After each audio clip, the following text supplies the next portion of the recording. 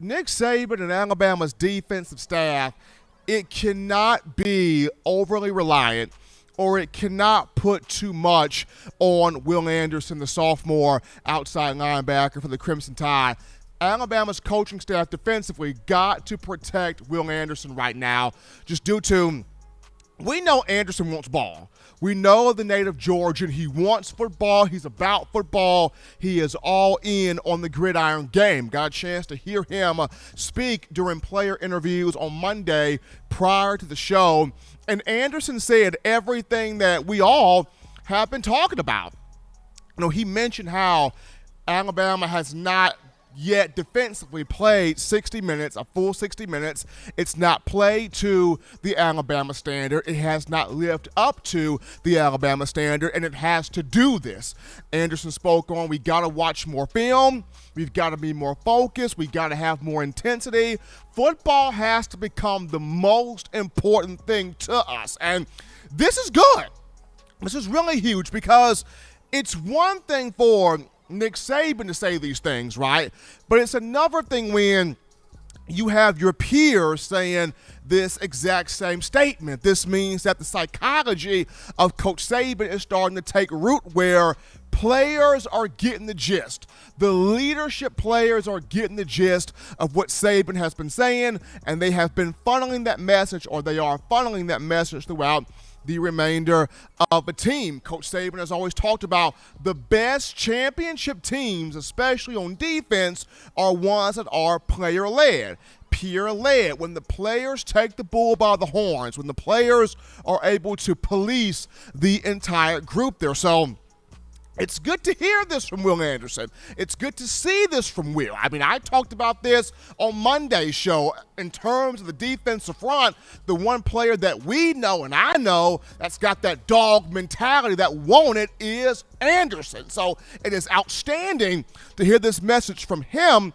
But the question becomes, who will follow him? Who will come behind him?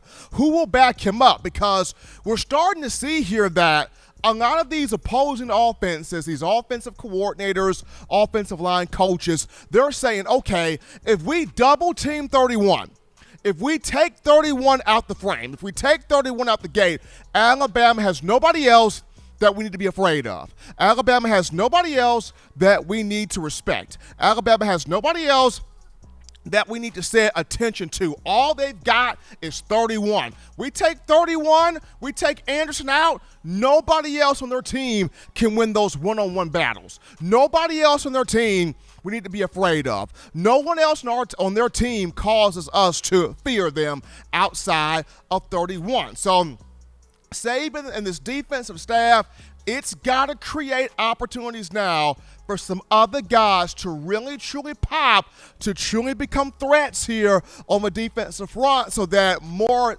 opportunities can be open for Anderson to do more damage there at his outside linebacker position. First and foremost, this opens up more stuff. Well, Alabama needs to open up more opportunities for Drew Sanders, for Chris Braswell, for Dallas Turner, for King Wakuda.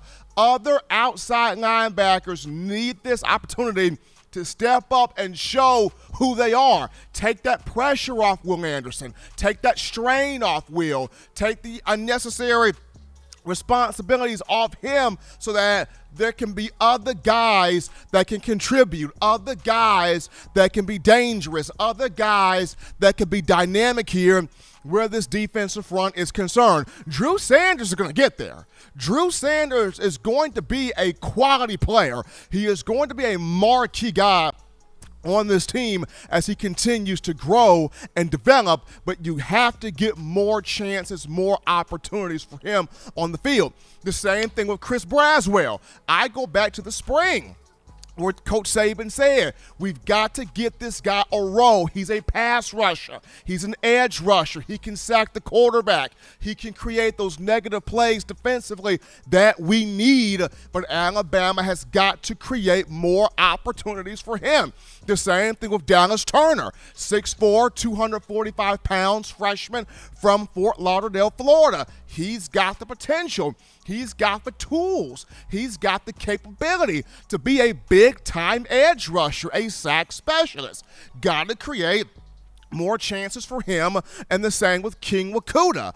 Got length, got size, got athleticism. Young man from Georgia, he too can be a big weapon as an outside linebacker. You got to create those chances for him on the field. And as we even move into now, the inside linebackers, Christian Harris and Henry To'o, both of those two have to step up absolutely. Christian Harris, we did not hear his name called much at all after the first quarter against Florida. Henry To'o has seen better days. Kind of a frustrating moment for him against the Gators as well. But both guys can affect the quarterback. Both guys can blitz.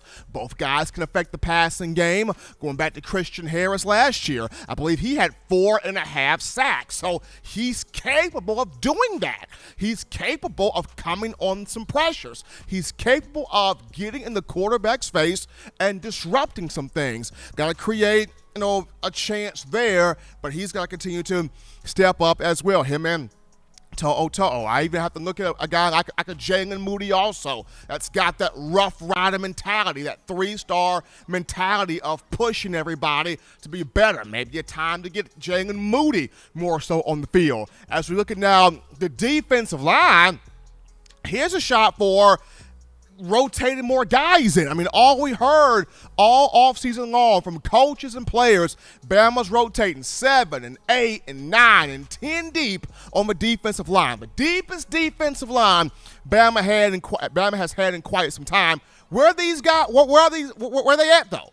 Where are these guys at, though? I mean, we've been seeing Fedarian Mathis. We've been seeing DJ Dale. We've been seeing, Justin the Boy B. But where is more Tim Smith? Where is more Byron Young? Where is more Stephon Wynn? Where is more Jamil Burrows? Where is more Jamarian Latham? Where is more of these? Where's some of these freshman guys that Bama's brought in? We haven't seen Monkel Goodwine. We haven't seen Damon Payne. We haven't seen and Quinn Barnes. We haven't seen Tim Keenan III. Like, where is this depth that the players and the coaches were talking about all offseason? Gotta rotate in more of these defensive linemen, keeping bodies fresh, but most importantly, taking that unnecessary pressure off of Will Anderson. And I go back to the defenses that we have grown to appreciate, value, and enjoy under the Saban era.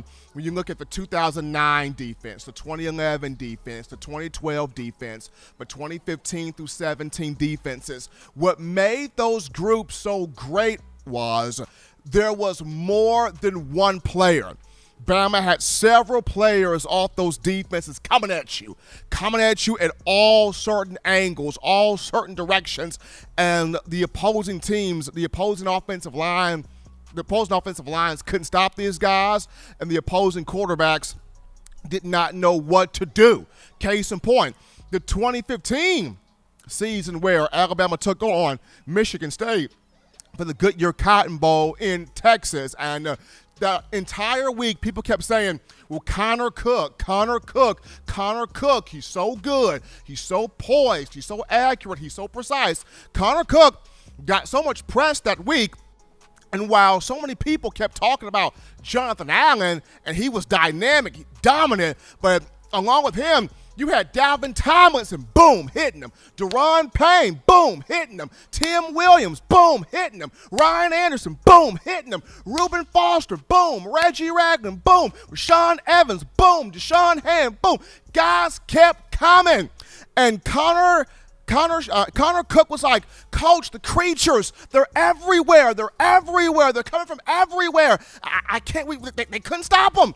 Michigan State could not stop them, because it was more than just Jonathan Allen. Everybody on that defense had that confidence within themselves on the defensive front. They all kept coming at Connor Cook, and Michigan State could not stop everybody.